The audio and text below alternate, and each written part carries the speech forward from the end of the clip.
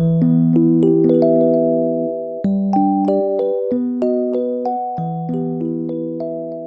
guys, welcome back to Too Cool for Middle School. I have Jensen with me today again. He is right here, and this video is going to be quite a bit about you. So you can crash this one. Look, he has stars on the bottom, stripes on the top. I like the whole monochromatic thing going on today. So anyway, if you followed me during my pregnancy journey, I had a couple of videos about like teaching through the first trimester, teaching through the second trimester, and teaching through the third trimester, and I will link those below. So I learned once you start like reading baby books and stuff that they call the newborn stage the fourth trimester because it's such a transition for the babies right when they come out of the womb, and they still kind of have to adjust, and it's almost like you're still pregnant. Like you kind of have to treat the babies and your body as if this is like still pregnancy. And so that's a really hard time to go back to work. But I did go back to work during, that it's technically like the 12 weeks after you have a baby, but it kind of applies to just while they're very little and small, and he's still very little. He's getting big, hanging out down here. He's getting to be a big boy. Huh, you're getting nice and chunky, and I love it. I love your chunks. I love your chunks. But it's hard. In the United States, we go back to work when our babies are really, really young. It kind of depends on your situation, but I thought I would just walk you through what I did. One of my most recent videos is my labor and delivery story, so I can link that below as well. But I worked up until my due date with him, and then I had him on the last day of school, so those were all around the same time. So I actually didn't take any maternity leave at all because when I had him it was just summer, so I wasn't going to be working anyway, so I wasn't being paid, but I wasn't going to anyway, so it was not really like a loss of money for me. It was just kind of the same as it usually was, except that I normally work in the summers and do some kind of a camp or performing arts camp or something like that, and so I didn't do that this year. I was just at home, and so financially actually it was pretty tough. My husband definitely carried the load as far as money goes, and he does a lot of basketball camps and tournaments and things like that over the summer. So yeah, the money part is tough. But I was checking my little Erin Condren planner here to see when I went back. So I did start at a new school actually when I was 3 weeks postpartum. I got an interview for this job that was just kind of like a long shot, and that was one of the first times I had even been out of the house. I didn't even know like what to wear. I didn't know what fit me. It was horrible. I hardly even remember what happened in that interview, but I ended up getting the job, and so then I had to go to this new educator training academy. I have my little planner here. I'm like, when was this? Because it was all kind of a blur to me. So he was still 8 weeks old when I started this new educator academy. I remember that was a really hard day for me. My husband's dad's wife came out and watched him for a couple of days, and then let's see, when I started school, when I started actual work, he was 10 weeks old, like barely 10 weeks old, so just barely 2 months. And my mom came out for a couple of weeks, and she stayed with us in our 1-bedroom, 1-bathroom apartment and watched him during the daytime while I went to work. And that was so helpful because it's just such a hard adjustment, and I was at a new school in a new district, and it would have been really hard to try and like get myself ready and get Jensen ready and get him to daycare and all of that.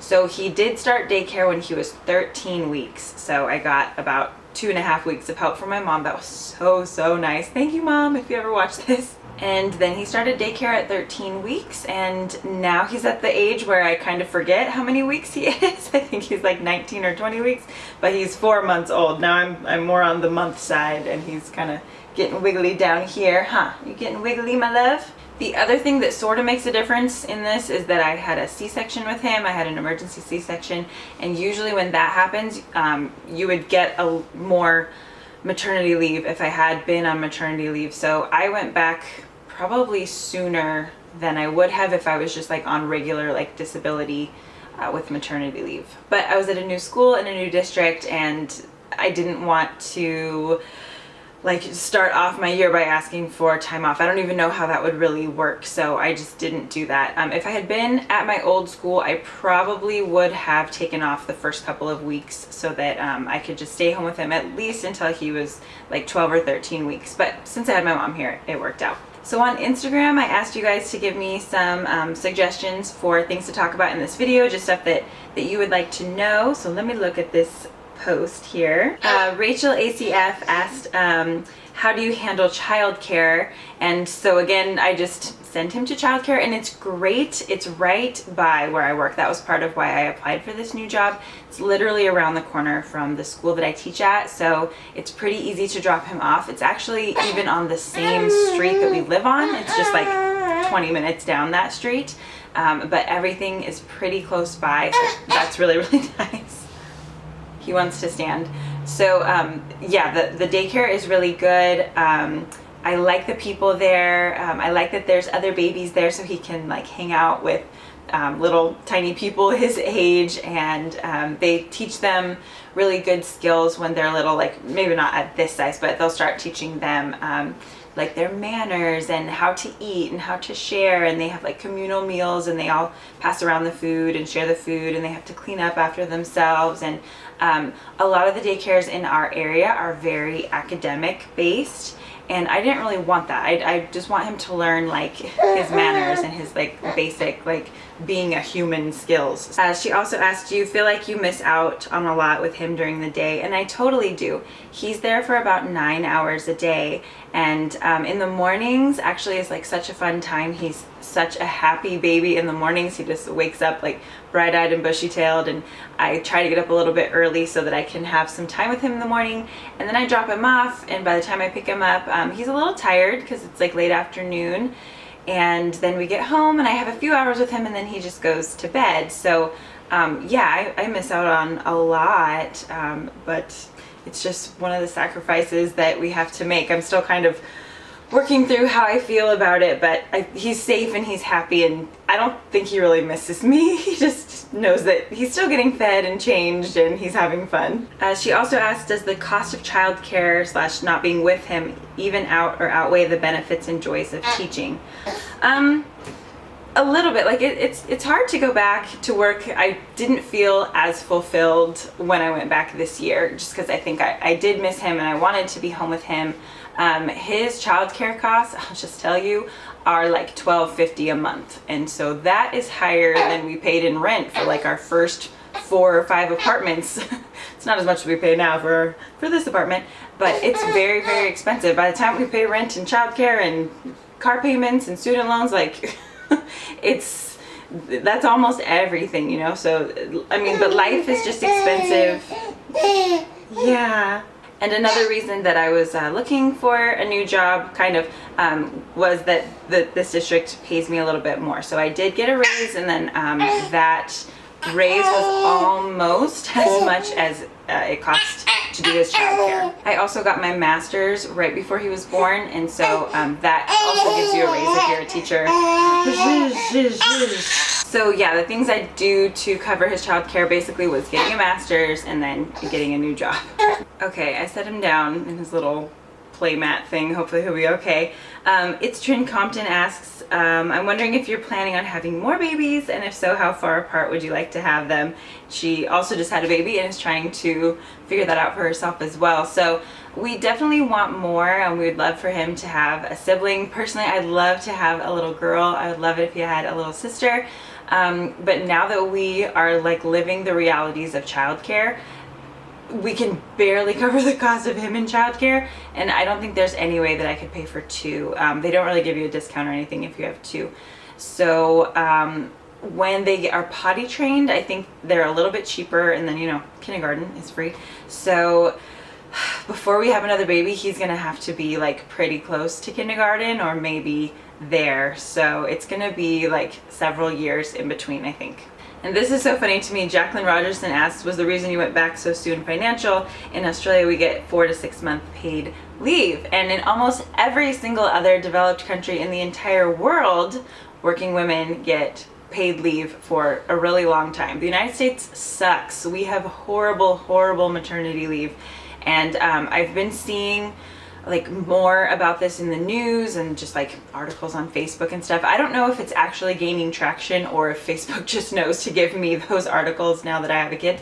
But it's awful. I can't believe that it's not just like common for people to stay home for like 6 months. And if I had had him during the school year, I would have just had to rely on disability, and you never get full pay at all unless you use your sick days. And then once those are up, you get like maybe like 60% of your salary. So it's hard to stay out for very long. And I think the longest you get is 12 weeks. And so that's when your baby's like 3 months. That's really not very much time. And I don't want to go off too much on this tangent, but I think it's super, super hard to expect women to figure out like how to breastfeed and how to like bond with your baby and figure all that stuff out in just a couple of weeks or a couple of months, and like get your body on a schedule, get the baby on a schedule, just kind of like have, you know, make a few mistakes and then fix them and figure out what works for you and your baby and your family, and then be expected to like just jump right back into work full time and pump and get, you know, pay for daycare and all that. It's basically impossible. Like, women every single day are doing the impossible, and we don't need to be. I wish that this wasn't how it was. So it's hard, but that's why I'm making this video, just to like at least let you know that like I'm not quitting my job yet, and I'm not going too crazy yet. It's somehow working, but it shouldn't have to be this hard. I never know how to correctly pronounce usernames. I don't know. Drazon726 asks, how do you select a daycare? I just got tips from other teachers in my district. So actually, this is kind of weird, but the daycare that I take Jensen to, it's at a hospital, and it's specifically for hospital employees. And then if they have any extra openings, they offer them to teachers or like firefighters or police, like city workers in the area. So those are the only kids like allowed to go there. And so this place wouldn't have shown up on like a Google search or care.com or anything like that. It's kind of a referral, or like you have to know about it. So I'm glad that I talked to other moms to find it, and I was on a waiting list, and we got in. He's really into talking to himself these days. So anyway, we got in because somebody else decided not to take their kids. So at first we didn't get in, and then because some other mom, you know, took her kid out, we got to go. So I'm so thankful. That was like right at the last minute. That's why I almost don't even mind paying like the huge daycare bill, because I'm so happy that we got him in.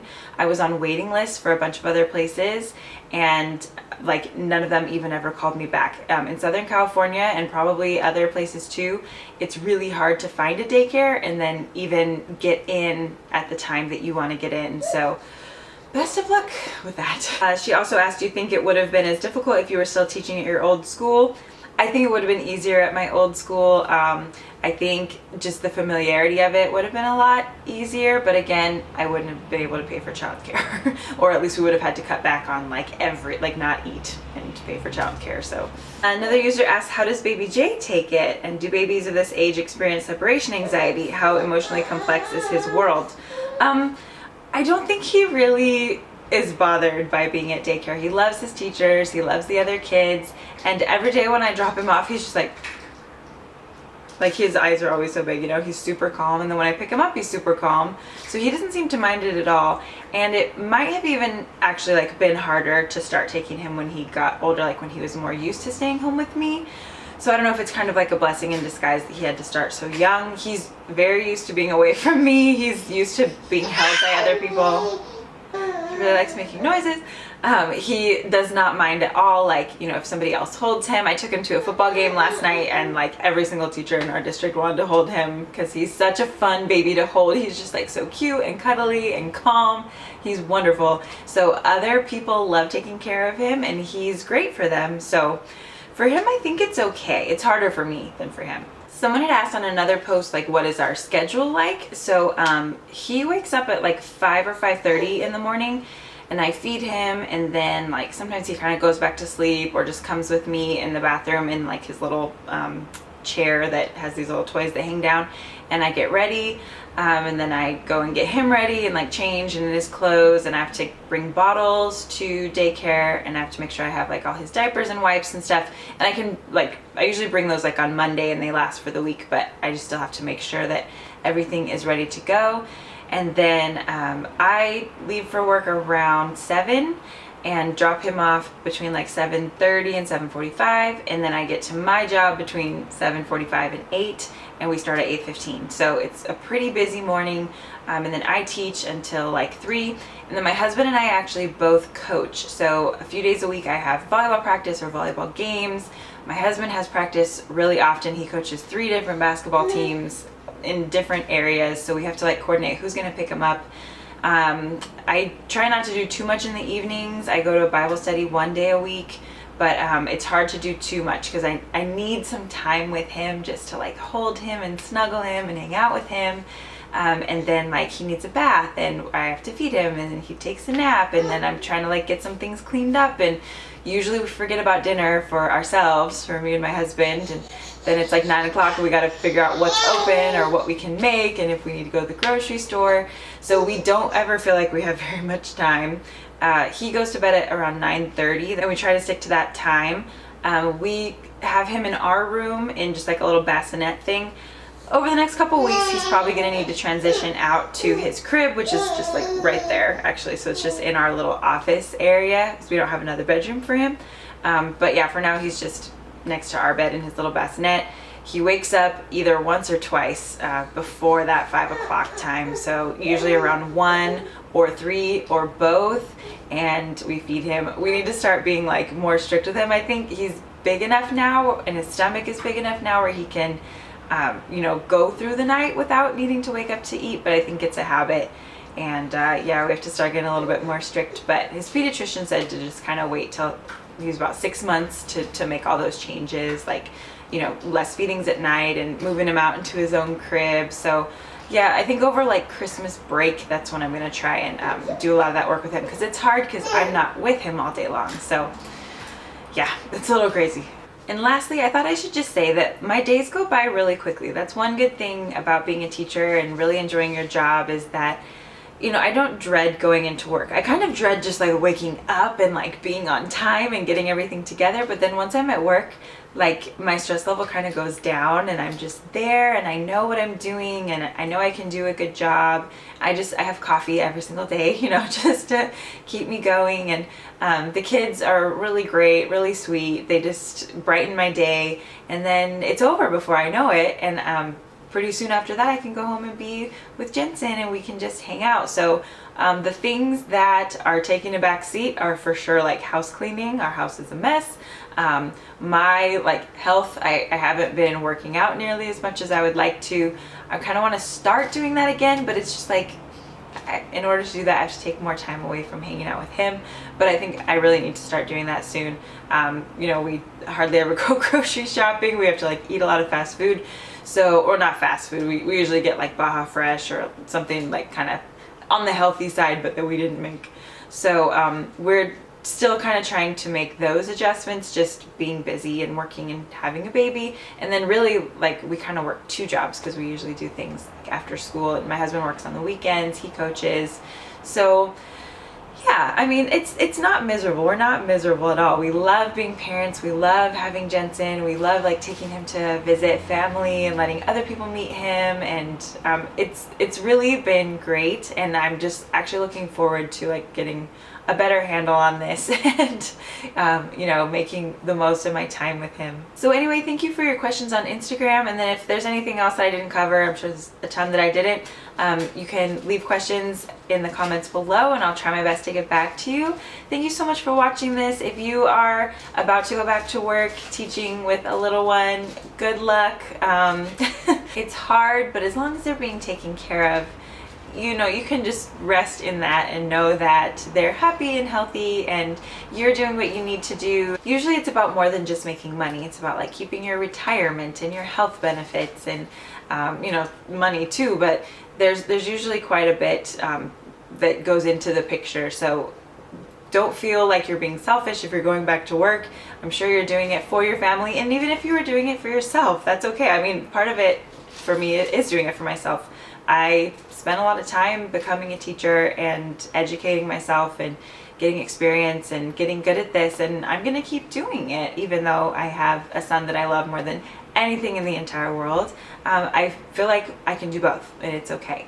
don't tell my principal, but I plan on just like using all my sick days this year and just taking days off when I need it. I've taken a Monday off a couple times just because I wasn't ready to go back. I wasn't ready to not see him for a whole day again. So sometimes you just have to do that. Just, you know, use your sick days, do what you need to do to feel okay about it. So anyway, I hope you're having a wonderful day, and I will see you in my next video. Thanks for watching. Bye.